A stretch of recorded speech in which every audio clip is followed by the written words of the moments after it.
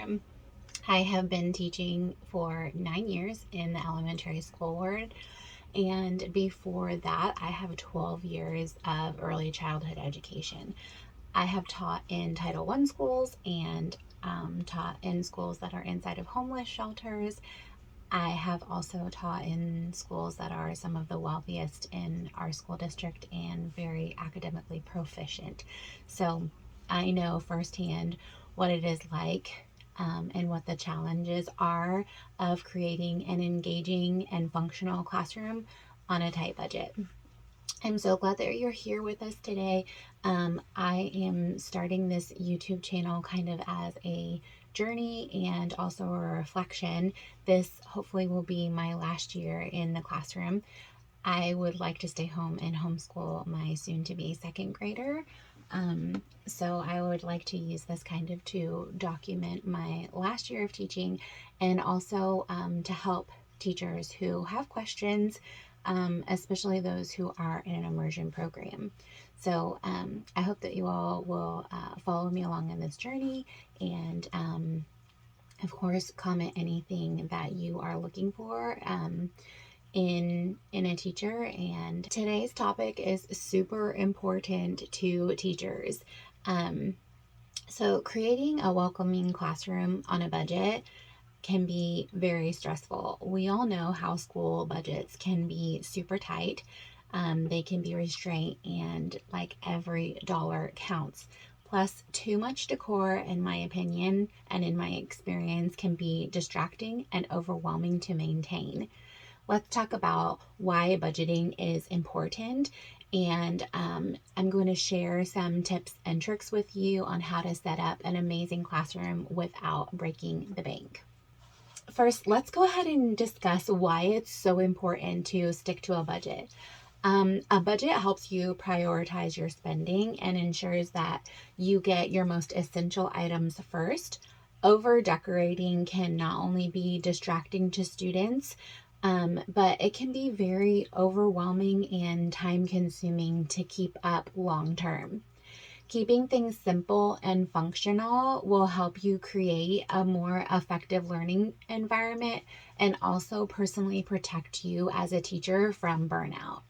Trust me, I so much as the next person love to go into Target and Hobby Lobby and Lakeshore and all of the places and spend on my classroom. And I am guilty of doing this my first couple of years of teaching. It can be so exciting to go and purchase things for your classroom for the very first time. But I've also worked with teachers who have put thousands of dollars of debt onto credit cards, purchasing things for their classroom and decorating head to toe, top to bottom, ceiling to floor, only to see those things deteriorate over time, sadly be destroyed by other students, and just headaches over maintaining and headaches over the credit card bills. Because, if you're a mom or living on a tight budget, it is not easy to maintain. So I am just sharing my experience with you to help you kind of avoid some of these pitfalls. For me personally, the realization came during COVID. Our students were sent home in March and did not come back for the rest of the school year. The following school year, I was a remote teacher. I was in my school building in an empty classroom teaching on a computer. And my husband and I both realized that we every single month had excess of money in our bank account, which was kind of like an amazing feeling. But I was really trying to like problem solve, did we forget to pay something? Did I skip a payment on something? Um, you know, Trying to figure it out. And when I went back and looked through my expenses for the last year, I realized that I was spending $200, $300, $400 per month consistently in my classroom.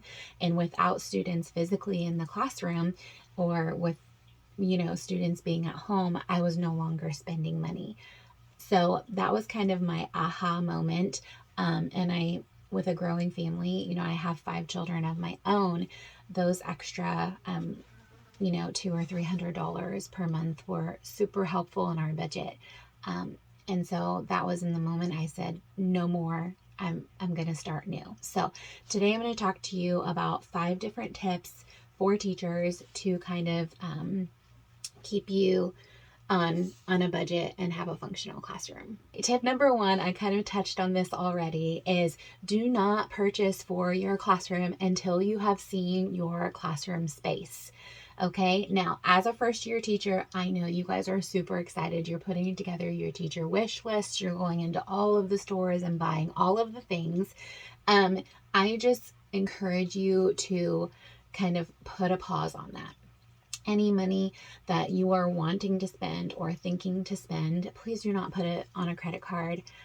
Sit down and talk about a budget. If you have a partner, talk about it with them, because, you know, as a teacher partner, you want them aware of what your money is being used for. And sometimes our teacher partners are not going to be okay with you spending a large amount of money on your classroom and other kids. So, one of the things that you can do is, before buying anything, see your classroom space. Understanding the layout, the size, will help you make better decisions about what you need and where to place things. This way you avoid buying unnecessary things. Every school is different. Every school district is different. So when you go into your classroom for the very first time, you may already see that the cabinets are full of a classroom library. You may see that you already have tables and chairs that you need and that will work. You may see that there is already shelving that is just missing functional bins. But go in and see your space. I don't want you to make the mistake of buying all of your classroom furniture, you know, flexible seating, shelving that you're in love with, you know, fun chairs, rolling carts even, and then you get into your classroom space and either your space is too small or your classroom is already furnished. And I've been in both situations. I've walked into empty classrooms that just have what the district provides, which is a teacher desk, student desks, and maybe a file cabinet. And then I've been in classrooms where we have kitchen, dollhouse, manipulatives, an area rug, like a classroom carpet. And I had already had those things, you know, anchor chart, rolling carts, all of those things I didn't have to purchase.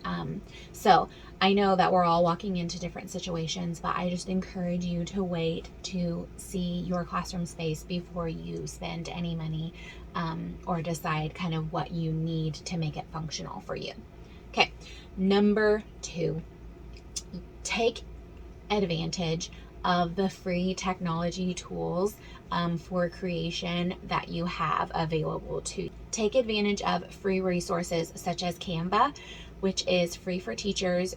It is an amazing app or website that you can use to create posters for your classroom, even borders, bulletin board, letters, all of those types of things. You can also do this in PowerPoint. There are 100,000 tutorials on YouTube on how to use these resources, so I'm not going to jump into that. I'll save that for another episode. But take advantage of those free tools and resources before you jump into maybe purchasing pre-made posters on Amazon and Lakeshore. And where I love those websites, I love the convenience of them.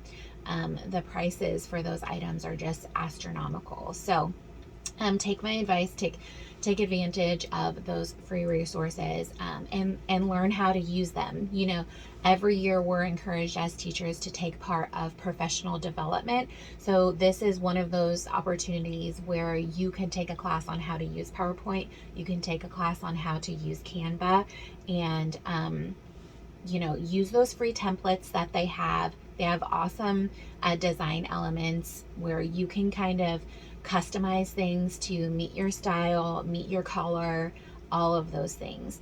They can fit almost any classroom theme. Like, the possibilities are endless with Canva and PowerPoint. You know, PowerPoint and even Google Slides are so great for making things like your classroom posters and your classroom schedules, your routines, all of those things.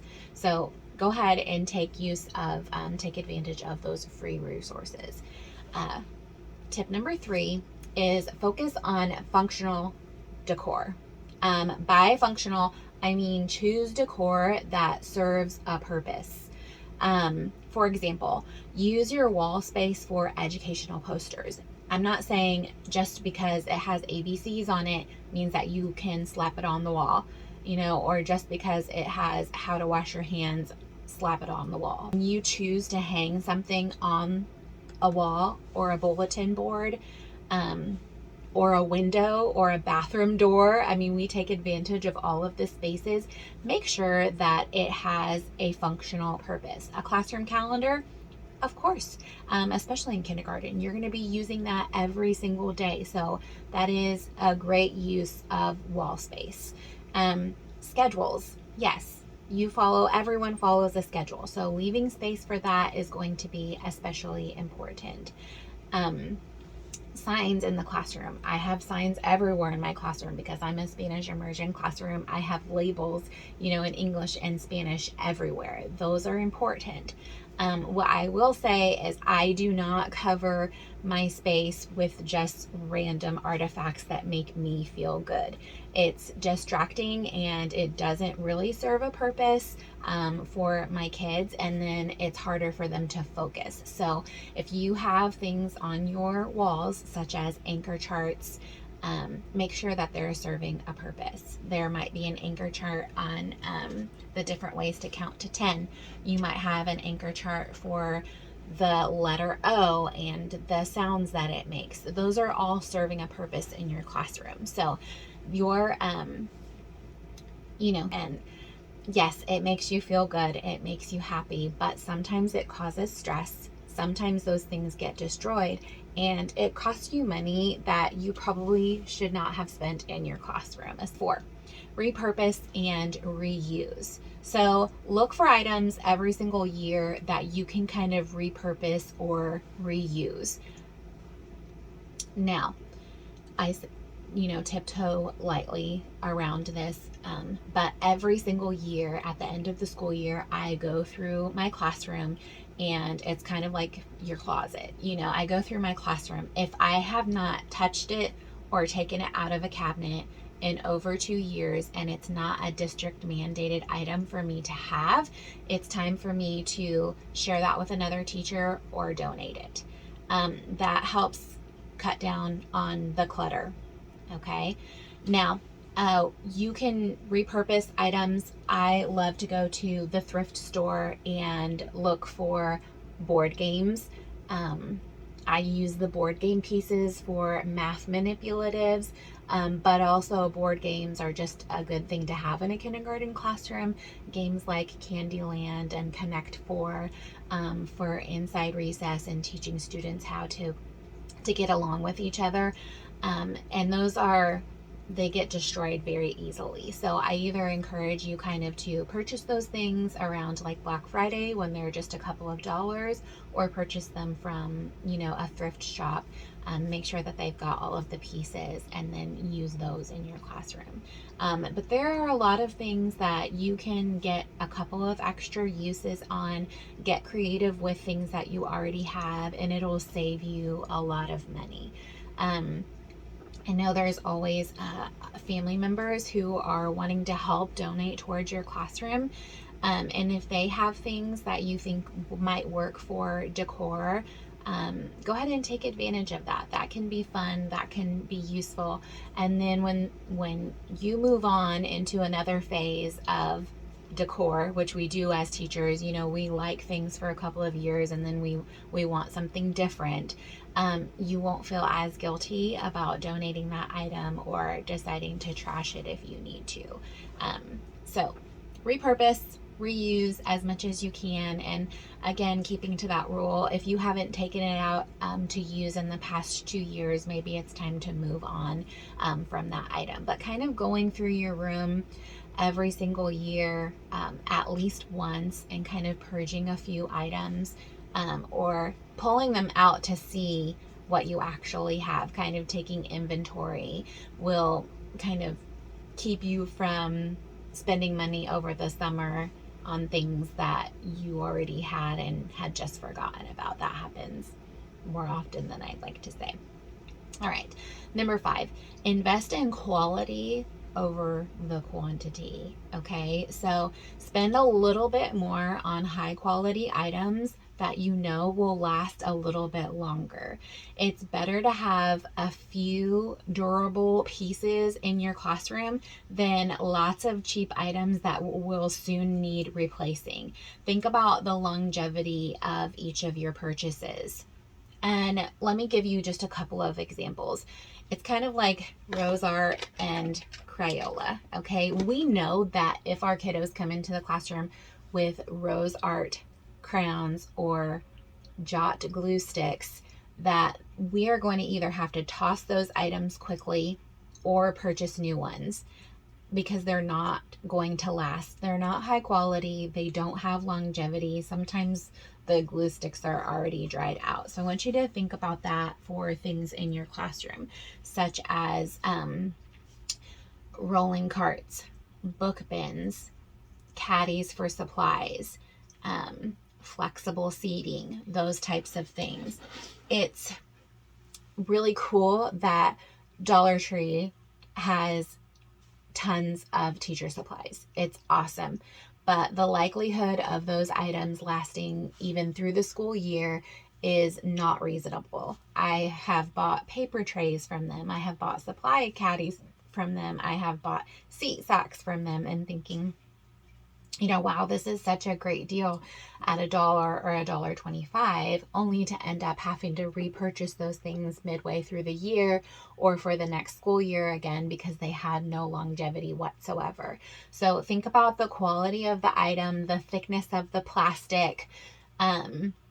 Look at the reviews of the product, see if other teachers are really having success using those things, and buy some of those quality items. 2, 3, 4, 5 years down the road, when that item is still alive and functional in your classroom, you're going to be happy that you spent $5 on the supply caddy versus $1.25 at the dollar spot. Okay, so those are my 5 tips. There are so many more. Trust me, there are so many more, but I wanted to kind of keep this short and sweet. So as a review, try not to purchase any items for your classroom until you've seen your classroom space. Take advantage of the free technology tools for your creations, such as posters, calendar pieces, schedules, signs, those types of things. Focus on functional decor. Repurpose and reuse as many things as possible. Invest in quality products. Okay. Now, here are just a couple of other things that I do to help me save money on, a yearly basis in my classroom. There are some non-negotiables for me. Like I said, is just one of those fantastic tools that you can use for creating your newsletter. They have free templates and graphics that I just love. So if you can create, if you see something on Lakeshore or Amazon or Hobby Lobby that you absolutely love, I always like to hop on Canva or even Adobe. My school district has Adobe also.